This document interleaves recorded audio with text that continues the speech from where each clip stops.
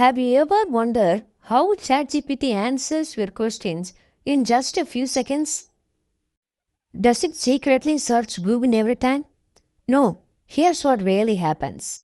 The moment you type a question, it travels to a giant AI model that's been trained by reading millions of words from books, websites, articles, and many other sources. That's the cool part. ChatGPT usually doesn't search the internet for every question.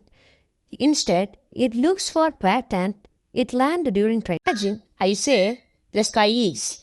You would probably say blue. Why? Because you have heard it many times before. ChatGPT works in a similar way, but on a much bigger scale. ChatGPT doesn't create the word answer at once.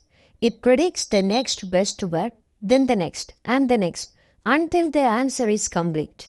Inside the AI are billions of tiny collections working together to understand your question and build an answer that makes sense. So ChatGPT isn't copying answers from one website. It's using everything it learned to predict the best response one word at a time. Pretty amazing, right? Follow for more tech secrets hiding behind the apps you use every day.